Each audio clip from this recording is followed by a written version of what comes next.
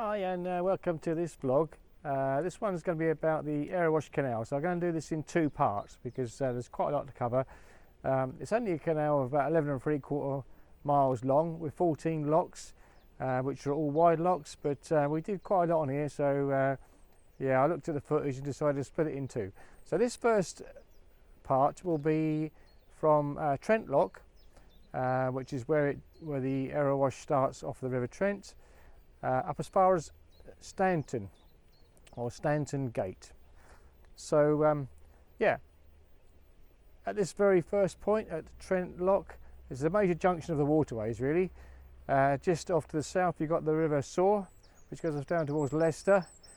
You've got the Erewash Canal itself, which we're going on to.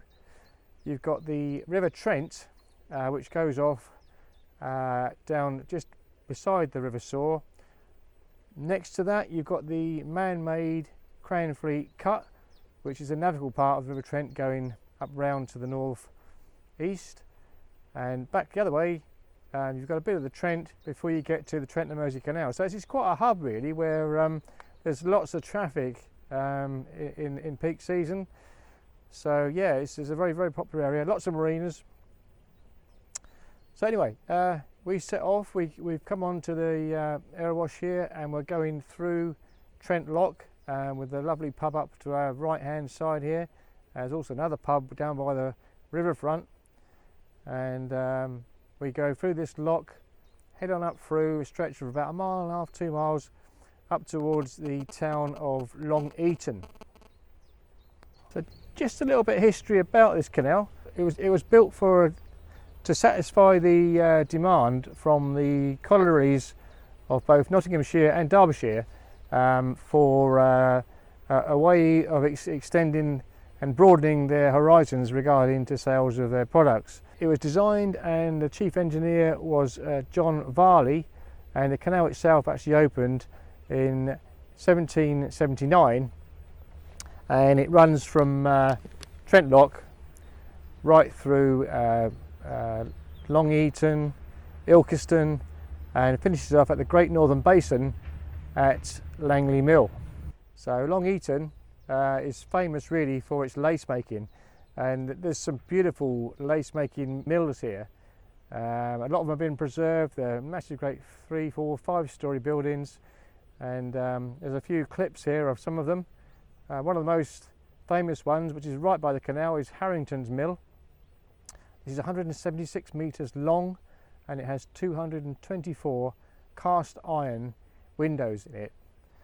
And like many of these mills, it was split into 3 or 4. So you can see there's some towers on the outside of the building.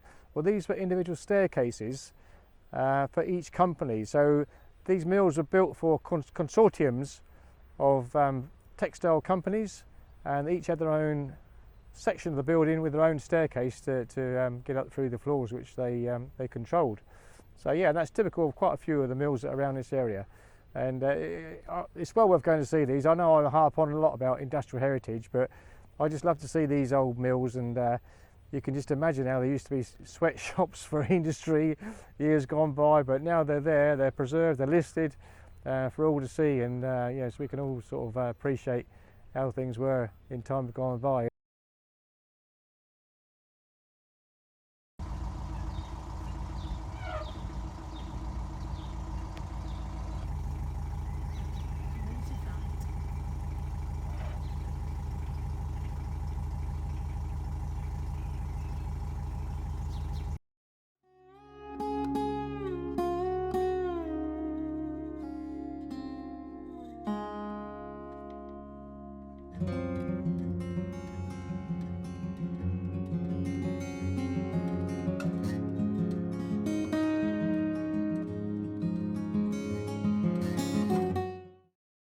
So leaving Long Eaton, we go on up through to Sandyacre Lock. Quite historic, this lock, because there's some old cottages here, 2 old cottages and a toll house and a stables. So the first lockkeeper's cottage was built when the canal was constructed, and had some stables with it for the lengthsman's horse, so that he could use the horse to control the length of canal that he looked after.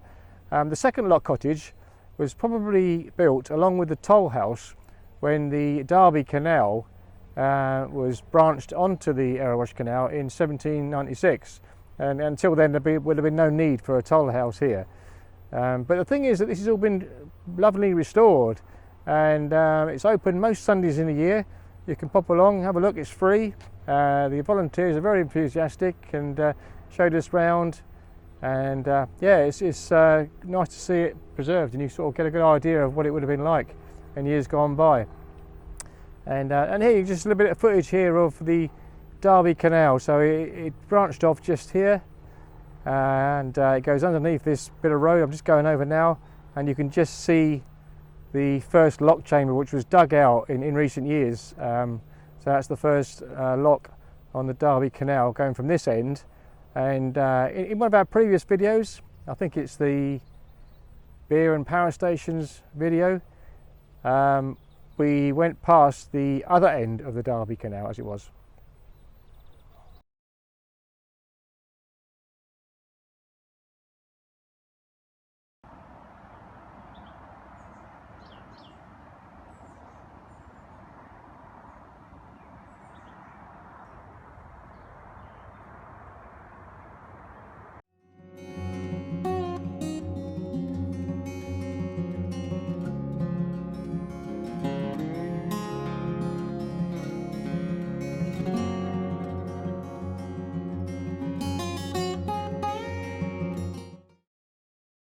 So whilst we were at Sandyacre, we stopped this mooring here called Padmore Moorings.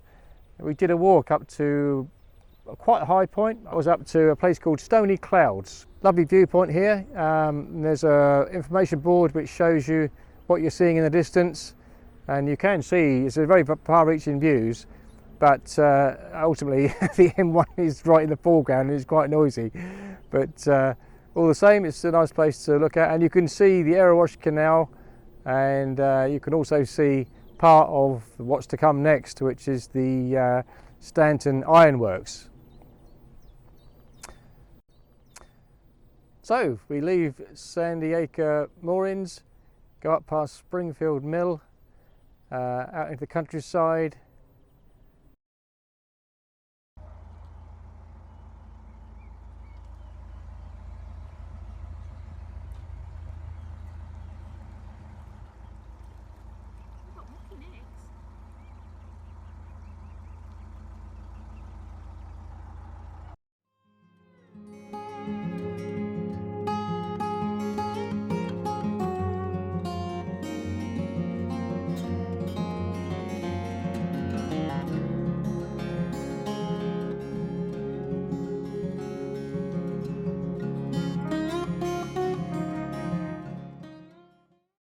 And then we pass under the M1 motorway bridge.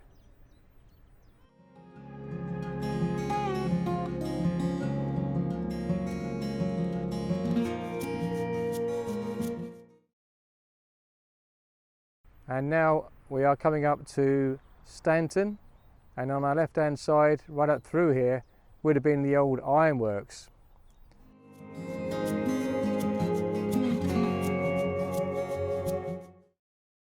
So I took a walk up this hill to take a different perspective on the old Stanton Ironworks. It's a massive, great sprawling site right alongside the Erewash Canal, and at its peak it employed 7,000 staff on 167 acres, and yeah, it produced all sorts of castings. So I mean, one of the most common things is like manhole covers. So if you look around, you might find on the street near you there's a Stanton or a Stanton and Staveley cast iron manhole cover. So for pipe manufacturer, lamppost, all sorts of steel stock was made here.